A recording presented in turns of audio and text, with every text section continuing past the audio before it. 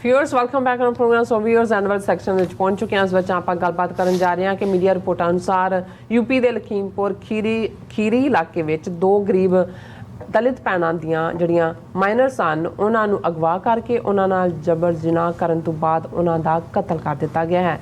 ਸੋ ਇਹ ਹੈ ਯੂਪੀ ਵਿਚਲੇ ਯੋਗੀ ਦੇ ਗੁੰਡਾ ਰਾਜ ਦੀ ਇੰਤਹਾ। ਸੋ ਇਸ ਬਾਰੇ ਆਪਾਂ ਗੱਲਬਾਤ ਕਰਨ ਜਾ ਰਹੇ ਹਾਂ। ਨਾਲ ਹੀ ਗੁਰਬਾਣੀ ਵਿਚਾਰਾਂ ਦੀ ਸਾਂਝ ਤੋਂ ਨਾ ਪਾਈ ਜਾਏਗੀ। ਸੋ ਅਸੀਂ ਚਾਹਾਂਗੇ ਕਿ ਤੁਸੀਂ ਇਸੇ ਤਰ੍ਹਾਂ ਬਣੇ ਰਹਿਣਾ, ਦੇਖਣ ਸੁਣਨ ਲਈ ਐਂਡ ਲਿਖਣ ਲਈ ਤੁਹਾਡਾ ਸਭ ਦਾ ਬਹੁਤ ਧੰਨਵਾਦ ਜੀ। ਡਾਕਟਰ ਸਾਹਿਬ ਕੀ ਵਿਚਾਰਾਂ ਨੇ?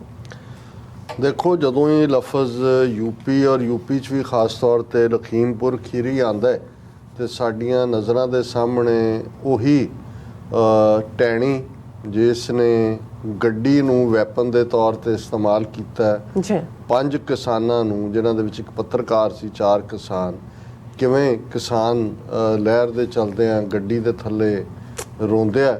ਔਰ ਉਹ ਉਸ ਦਾ ਪਿਓ ਅੱਜ ਵੀ ਡਿਪਟੀ ਹੋਮ ਮਿਨਿਸਟਰ ਹੈ ਦਿੱਲੀ ਦੇ ਵਿੱਚ।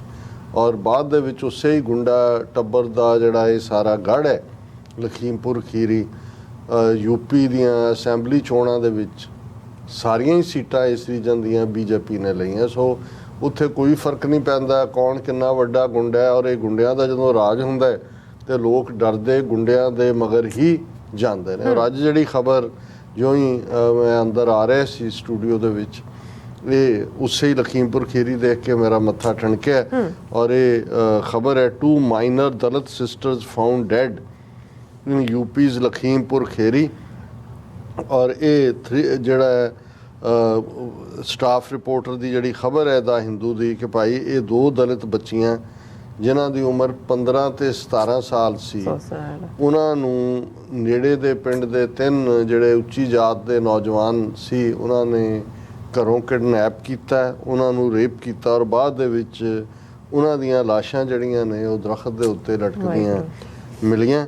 ਹੁਣ ਪੁਲਿਸ ਜਿਹੜੀ ਆ ਉਹ ਇਹ ਕਹਿ ਰਹੀ ਹੈ ਜੀ ਇਸ ਦੇ ਉੱਤੇ ਕੋਈ ਪ੍ਰੋਟੈਸਟ ਨਾ ਕਰੋ, ਅਸੀਂ ਬਹੁਤ ਜਲਦੀ ਜਿਹੜੇ ਦੋਸ਼ੀ ਨੇ ਉਹਨਾਂ ਨੂੰ ਗ੍ਰਿਫਤਾਰ ਕਰ ਲਾਂਗੇ ਕਿ ਔਰ ਸਾਡੇ ਨਾਲ ਕੋਆਪਰੇਟ ਕਰੋ। ਪਰ ਇਹ ਹਰ ਇੱਕ ਨੂੰ ਪਤਾ ਹੈ ਵੀ ਕਿਉਂਕਿ ਇਸ ਲੈਵਲ ਦੇ ਜਿਹੜੇ ਗੁੰਡੇ ਆਪਰੇਟ ਕਰਦੇ ਨੇ ਉਹ ਸਿਆਸੀ ਉਹਨਾਂ ਨੂੰ ਸਰਪ੍ਰਸਤੀ ਹੁੰਦੀ ਹੈ। ਔਰ ਉੱਥੇ ਇਹ ਟੈਣੀ ਮਿਸ਼ਰਾ ਔਰ ਦੂਜੇ ਤੀਜੇ ਉਹੀ ਗੈਂਗ ਹੈ ਗੁੰਡਿਆਂ ਦੀ। ਔਰ ਪੋਸੀਬਲ ਹੈ ਕਿ ਵੀ ਇਸ ਕਿਸਮ ਦੇ ਕ੍ਰਾਈਮ ਹੋ ਤਾਂ ਰੋਜ਼ ਹੀ ਰਹੇ ਨੇ। ਔਰ ਇਹ ਠੀਕ ਕਿਹਾ ਕਾਂਗਰਸ ਦੀ ਉਹਨੇ ਜਿਹੜੀ ਪ੍ਰਿਯੰਕਾ ਗਾਂਧੀ ਨੇ ਕਿ ਅਖਬਾਰਾਂ 'ਚ ਐਡ ਦੇ ਕੇ ਜਾਂ ਟੀਵੀ 'ਤੇ ਕਿ ਜੀ ਲਾ ਐਂਡ ਆਰਡਰ ਸਿਚੁਏਸ਼ਨ ਬਹੁਤ ਵਧੀਆ ਹੈ।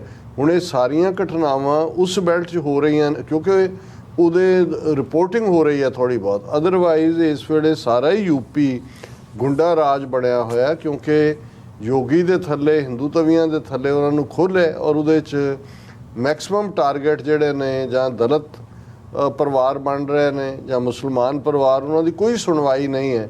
ਜਾਂ ਅਸੀਂ ਲਖੀਮਪੁਰ ਖੀਰੀ ਦੇ ਵਿੱਚ ਜੋ ਸਿੱਖਾਂ ਦੇ ਨਾਲ ਵਾਪਰਿਆ ਹੈ ਜਾਂ ਹੁਣ ਵੀ ਉਹਨਾਂ ਦੇ ਗੁੰਡੇ ਨਿਕਲ ਕੇ ਉਹਨਾਂ ਨੂੰ ਜਿਹੜਾ ਉਹ ਧਮਕਾਉਂਦੇ ਨੇ। ਸੋ ਇਹ ਹਿੰਦੂਤਵੀ ਰਾਜ ਜਿਸ ਦੇ ਲਈ ਗੁੰਡਾ ਲਫ਼ਜ਼ ਆਕਸਫੋਰਡ ਡਿਕਸ਼ਨਰੀ 'ਚ ਉਸ ਖਿੱਤੇ 'ਚੋਂ ਹੀ ਆਇਆ ਸੀ, ਅੰਗਰੇਜ਼ੀ ਦਾ ਲਫ਼ਜ਼ ਨਹੀਂ ਸੀ। ਹੁਣ ਅੰਗਰੇਜ਼ੀ ਦੇ ਵਿੱਚ ਵੀ ਇਸ ਲਫ਼ਜ਼ ਨੂੰ ਇਸਤੇਮਾਲ ਕੀਤਾ ਜਾਂਦਾ ਕਿਉਂਕਿ ਇਸ ਵੇਲੇ ਗੁੰਡਾ ਰਾਜ ਹੈ ਸਟੇਟ ਲੈਵਲ 'ਤੇ ਵੀ, ਉੱਤੇ ਵੀ ਮੋਦੀ ਅਮਿਤ ਸ਼ਾਹ ਐਨ ਬਿਲਕੁਲ ਬਿਨਾਂ ਕਿਸੇ ਦੀ ਪਰਵਾਹ ਕੀਤੇ ਆਪਣੀਆਂ ਚੰਮਦੀਆਂ ਚਲਾ ਰਹੇ ਨੇ। ਗੁੰਡੇ ਦੰਦ ਨਾਂਦੇ ਫਿਰਦੇ ਨੇ। ਜਿਹੜੀ ਕੋਈ ਆਵਾਜ਼ ਡਾਈਸੈਂਟ ਦੀ ਹੈ ਉਹਦੇ ਪਿੱਛੇ ਈਡੀ ਦਾ ਰੇਡ ਕਰਾ ਦਿਓ, ਇਨਕਮ ਟੈਕਸ ਦਾ ਕਰਾ ਦਿਓ। ਕੋਈ ਹੋਰ ਉਹਨਾਂ ਨੂੰ ਡਾਈਸੈਂਟ ਦੇ ਥੱਲੇ ਨਹੀਂ ਹੈ ਕੋਈ ਤਾਂ ਜਿਹੜੀ ਉਹ ਪੈਗਾਸਸ ਉਹਨਾਂ ਨੇ ਸਪਾਈ ਮਾਲਵੇਅਰ ਹੈ ਉਹ ਬਾੜ ਦਿਓ ਕੰਪਿਊਟਰ 'ਚ ਔਰ ਆਪਣੀ ਸਪੇਸ ਪੁਲਿਸ ਤੋਂ ਚੁਕਾ ਲਓ। ਜਿਹਨੂੰ ਮਰਜ਼ੀ ਗਦਾਰ ਐਲਾਨ ਦਿਓ। ਜਿਹੜਾ RSS ਦੇ ਨਾਲ ਸਹਿਮਤ ਨਹੀਂ ਹੈ ਉਹਨੂੰ ਕਹੋ ਜੀ ਇਹ ਦੇਸ਼ ਧਰੋਹੀ ਹੈ, ਉਸ ਦੇ ਉੱਤੇ UAPA ਲਾ ਦਿਓ।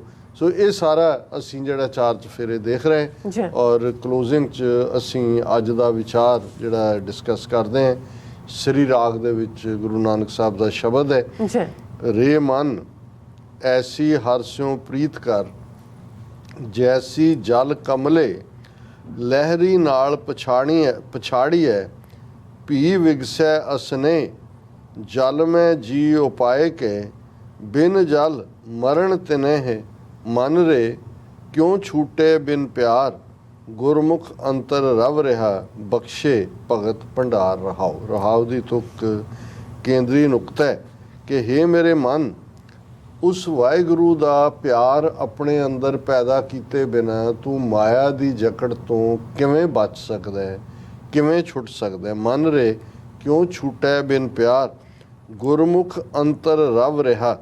ਕਿ ਜਿਹੜਾ ਵਾਹਿਗੁਰੂ ਹੈ ਉਹ ਸਾਰਿਆਂ ਦੇ ਅੰਦਰ ਹੀ ਜਿਹੜਾ ਹੈ ਉਹ ਰਵਦਾ ਹੈ। ਗੁਰਮੁਖ ਨੂੰ ਇਸ ਗੱਲ ਦੀ ਸਮਝ ਆ ਜਾਂਦੀ ਹੈ। ਬਖਸ਼ੇ ਭਗਤ ਭੰਡਾਰ, ਗੁਰਮੁਖ ਨੂੰ ਇਸ ਲਈ ਸਮਝ ਆਉਂਦੀ ਹੈ ਕਿ ਉਸ ਨੂੰ ਰੱਬ ਵੱਲੋਂ ਭਗਤੀ ਦਾ ਖਜ਼ਾਨਾ ਬਖਸ਼ਿਆ ਜਾਂਦਾ ਹੈ। ਔਰ ਜਦੋਂ ਉਹਨੂੰ ਸਮਝ ਉਸ ਖਜ਼ਾਨੇ ਦਾ ਉਹ ਮਾਲਕ ਬਣਦਾ ਹੈ ਤੇ ਫਿਰ ਉਸ ਨੂੰ ਇਸ ਗੱਲ ਦੀ ਸਮਝ ਆ ਜਾਂਦੀ ਹੈ ਕਿ ਉਹ ਵਾਹਿਗੁਰੂ ਹਰ ਜੀਅ ਦੇ ਅੰਦਰ, ਹਰ ਬੀਇੰਗ ਦੇ ਅੰਦਰ ਜਿਹੜਾ ਹੈ ਉਹ ਰਵਿਆ ਹੋਇਆ ਹੈ, ਉਹ ਪ੍ਰੈਜ਼ੈਂਟ ਹੈ। ਔਰ ਇਸ ਦੇ ਵਿੱਚ ਫਿਰ ਇਹ ਸਾਰੇ ਸ਼ਬਦ ਜਿਹਦੇ 8 ਪਦੇ ਨੇ, ਅਸੀਂ ਅੱਡ-ਅੱਡ ਉਦਾਹਰਨਾਂ ਦੇਖਦੇ ਹਾਂ, ਅੱਡ-ਅੱਡ ਜਿਹੜੇ ਨੇ ਮੈਟਾਫਰ ਨੇ, ਅਲੰਕਾਰ ਇਸਤੇਮਾਲ ਕੀਤੇ ਨੇ ਮਨ ਨੂੰ ਸਮਝਾਉਣ ਦੇ ਲਈ ਕਿ ਇਵੇਂ ਪ੍ਰੀਤ ਕਰ, ਇਵੇਂ ਰੱਬ ਦੇ ਨਾਲ ਆਪਣੇ ਆਪ ਨੂੰ ਜੋੜ ਕੇ ਰੱਖ। ਰੇ ਮਨ ਐਸੇ ਹਰਸਿਓ ਪ੍ਰੀਤ ਕਰ, ਜੈਸੀ ਜਲ ਕਮਲੇ। ਹੁਣ ਕਮਲ ਦਾ ਫਲਾਵਰ, ਲੋਟਸ ਫਲਾਵਰ ਚਿੱਕੜ ਦੇ ਵਿੱਚ ਹੁੰਦਾ, ਲੇਕਿਨ ਉਹ ਪਾਣੀ ਦਾ ਸਾਥ ਨਹੀਂ ਛੱਡਦਾ। ਕਿ ਜਿਵੇਂ ਜਲ ਔਰ ਕਮਲ ਦਾ ਇਹ ਆਪਸੀ ਸਾਂਝ ਹੈ, ਇਵੇਂ ਹੀ ਤੂੰ ਆਪਣੇ ਵਾਹਿਗੁਰੂ ਨਾਲ ਪ੍ਰੀਤ ਕਰ। ਲਹਿਰੀ ਨਾਲ ਪਛਾੜੀ ਹੈ ਭੀ ਵਿਗਸੈ ਅਸਨੇ। ਕਿ ਜਦੋਂ ਜ਼ੋਰ ਦੀ ਹਵਾ ਚੱਲਦੀ ਹੈ, ਪਾਣੀ ਦੇ ਜਾਂ ਲਹਿਰਾਂ ਪਾਣੀ ਦੇ ਵਿੱਚ ਵੀ ਲਹਿਰਾਂ ਆਉਂਦੀਆਂ ਨੇ, ਉਹ ਇਹਦੇ ਬਾਵਜੂਦ ਉਹਦਾ ਸਾਥ ਨਹੀਂ ਛੱਡਦਾ, ਉਹ ਪਾਣੀ ਦੇ ਵਿੱਚ ਹੀ ਰਹਿੰਦਾ ਹੈ, ਉਹ ਉੱਥੋਂ ਨਿਕਲਦਾ ਨਹੀਂ ਹੈ। ਅਲੰਕਾਰ ਹੁੰਦਾ ਹੈ, ਹਾਲਾਂ ਉਹ ਤਾਂ ਉਹਨੇ ਕਿੱਥੇ ਜਾਣਾ, ਉਸ ਦੀਆਂ ਰੂਟਸ ਹੀ ਉਹਦੇ 'ਚ ਨੇ।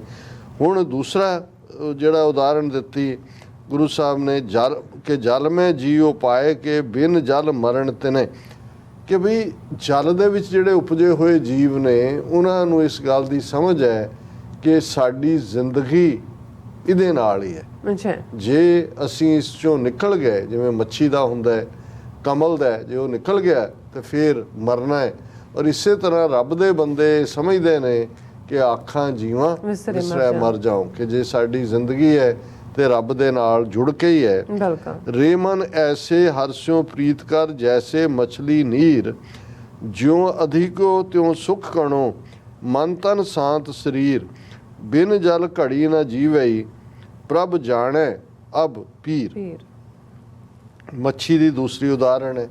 ਮਨ ਨੂੰ ਕਿਹਾ ਵੀ ਤੂੰ ਇਵੇਂ ਪ੍ਰੀਤ ਕਰ ਰੱਬ ਦੇ ਨਾਲ ਜਿਵੇਂ ਮੱਛੀ ਦੀ ਪਾਣੀ ਨਾਲ ਹੈ।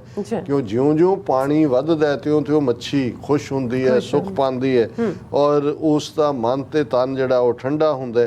ਬਿਨ ਜਲ ਘੜੀ ਨਾ ਜੀਵੇ। ਜੇ ਉਹਨੂੰ ਤੁਸੀਂ ਪਾਣੀ ਤੋਂ ਬਾਹਰ ਕੱਢੋ ਤੇ ਉਹ ਇੱਕ ਪਲ ਵੀ ਨਹੀਂ ਜਿੰਦੀ ਹੈ।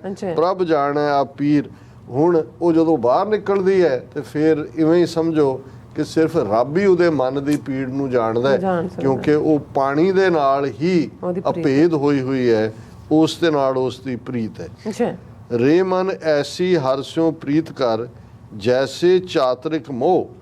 ਸਰ ਪਰ ਥਲ ਹਰਿਆਵਲੇ, ਇੱਕ ਬੂੰਦ ਨਾ ਪਵੇ ਕਹਿ। ਕਰਮ ਮਿਲੈ ਸੋ ਪਾਈਐ, ਕਿਰਤ ਪਿਆ ਸਿਰ ਦੇ। ਹੁਣ ਚਾਤਰਿਕ ਜਿਹੜਾ ਹੈ, ਇਸ ਨੂੰ ਅੰਗਰੇਜ਼ੀ ਦੇ ਵਿੱਚ ਰੇਨ ਬਰਡ ਕਹਿੰਦੇ ਨੇ। ਔਰ ਚਾਤਰਿਕ ਬਾਰੇ ਇਹ ਕਿਹਾ ਜਾਂਦਾ, ਪਪੀਹਾ ਵੀ ਕਿਹਾ ਜਾਂਦਾ ਹੈ, ਬਬੀਹਾ ਵੀ ਕਿਹਾ ਜਾਂਦਾ ਹੈ। ਇਸ ਬਾਰੇ ਕਿਹਾ ਜਾਂਦਾ ਹੈ ਕਿ ਵੀ ਇਹ ਸਿਰਫ ਰੇਨ ਦੇ ਸੋਰਸ ਤੋਂ ਹੀ ਪਾਣੀ ਲੈਂਦਾ ਹੈ। ਜ਼ਮੀਨ 'ਚ ਜਿੰਨਾ ਮਰਜ਼ੀ ਪਾਣੀ ਹੈ, ਸਰੋਵਰ ਨੇ, ਤਲਾਬ ਨੇ, ਉਹ ਨਹੀਂ ਕਰਦਾ। ਔਰ ਉਸ ਦੀ ਆਵਾਜ਼, ਪ੍ਰਿਓ ਦੀ ਆਵਾਜ਼ ਉਸ ਦੀ, ਉਹ ਖੁਸ਼ ਉਦੋਂ ਹੀ ਹੁੰਦਾ ਜਦੋਂ ਮੀਂਹ ਪੈਂਦਾ। ਔਰ ਮੀਂਹ ਹੀ ਉਸ ਦਾ ਪਾਣੀ ਦਾ ਸੋਰਸ ਹੈ, ਉਹ ਧਰਤੀ ਦਾ ਪਾਣੀ ਨਹੀਂ ਲੈਂਦਾ। ਰੇ ਮਨ ਐਸੇ ਹਰਸੋ ਪ੍ਰੀਤ ਕਰ, ਜੈਸੀ ਚਾਤਰਿਕ ਮੇ। ਕਿ ਜਿਵੇਂ ਪਪੀਹੇ ਦਾ, ਚਾਤਰਿਕ ਦਾ ਬਦਲਾਂ ਨਾਲ ਪਿਆਰ ਹੈ, ਮੇਹ ਨਾਲ ਪਿਆਰ ਹੈ, ਇਵੇਂ ਹੀ ਤੂੰ ਕਰ ਪਿਆਰ ਕਰ ਰੱਬ ਨਾਲ। ਸਰ ਪਰ ਥਲ ਹਰਿਆਵਲੇ, ਇੱਕ ਬੂੰਦ ਨਾ ਪਵੇ ਕਿ ਭਾਵੇਂ ਸਰੋਵਰ ਭਰੇ ਹੋਣ, ਚਾਤਰਿਕ ਉਹਦੇ ਤੋਂ ਇੱਕ ਬੂੰਦ ਵੀ ਨਹੀਂ ਲੈਂਦਾ। ਕਰਮ ਮਿਲੈ ਸੋ ਪਾਈ ਹੈ, ਕਿਰਤ ਪਿਆ ਸਿਰ ਦੇ।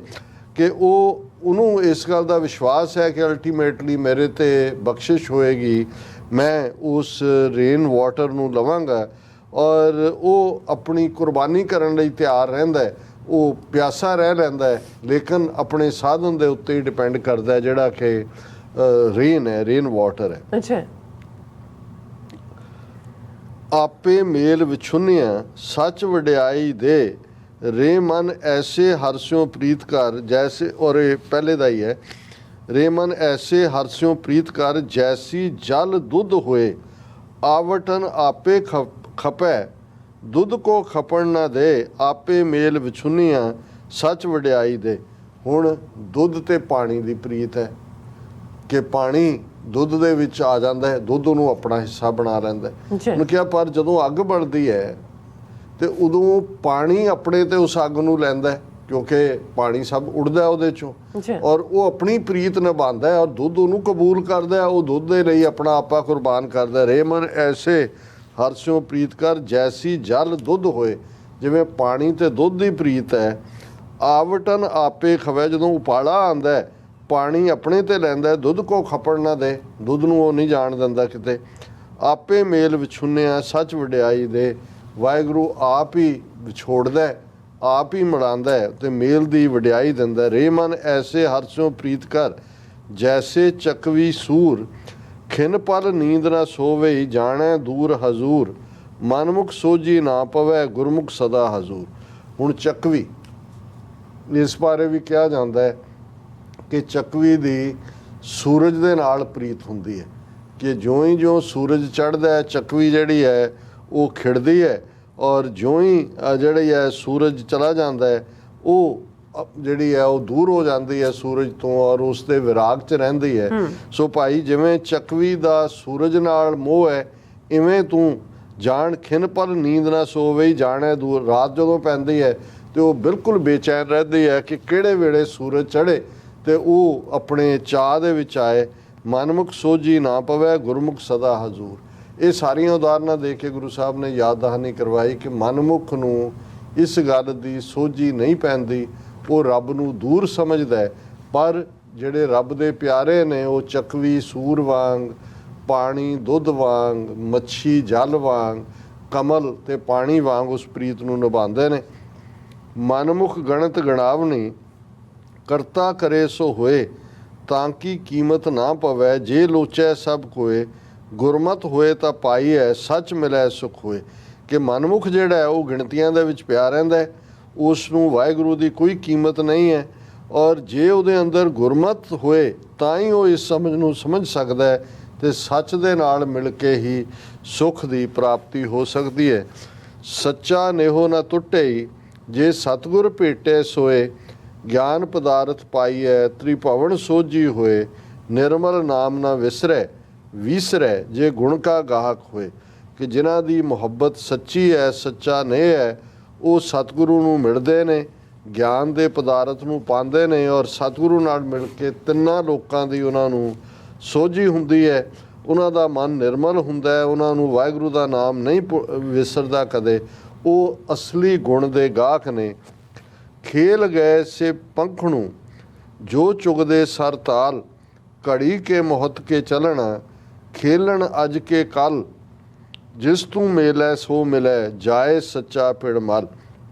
ਕਿ ਹੁਣ ਪੰਛੀਆਂ ਦੀ ਗੱਲ ਹੈ ਕਿ ਜਿਹੜੇ ਉਹ ਪੰਛੀ ਖੇਲ ਗਏ ਸੋ ਪੰਖਣੂ, ਜੋ ਚੁਗਦੇ ਸਰ ਤਲ, ਕਿ ਜਿਹੜੇ ਉਸ ਸਰੋਵਰ ਦੇ ਤਲ ਦੇ ਉੱਤੇ ਖੇਡਦੇ ਸਨ, ਚੁਗਦੇ ਸਨ, ਉਹ ਚਲੇ ਗਏ। ਇਹ ਵਿਯੋਗ ਜਿਹੜਾ ਹੈ ਇੱਥੋਂ ਤੁਰ ਜਾਣ ਦੀ ਗੱਲ ਹੈ ਕਿ ਘੜੀ ਕੇ ਮੁਹੱਤ ਕੇ ਚੱਲਣਾ, ਖੇਲਣ ਅੱਜ ਕੇ ਕੱਲ। ਕਿ ਭਾਈ ਅਸੀਂ ਅੱਜ ਜਾਂ ਕੱਲ ਘੜੀ ਮੁਹੱਤ ਨੂੰ ਇਸ ਦੁਨੀਆ ਤੋਂ ਤੁਰ ਜਾਣਾ। ਜਿਸ ਤੂੰ ਮੇਲੇ ਸੋ ਮਿਲੈ, ਜਾਏ ਸੱਚਾ ਪਿੰਡ ਮਲ। ਕਿ ਜਿਸ ਨੂੰ ਤੂੰ ਆਪਣੇ ਨਾਲ ਮਿਲਦਾ ਉਹੀ ਮਿਲਦਾ, ਔਰ ਉਹੀ ਸੱਚ ਨੂੰ ਜਿਹੜਾ ਉਹ ਪ੍ਰਾਪਤ ਕਰਦਾ, ਸੱਚ ਦੇ ਨਾਲ ਮਿਲਦਾ।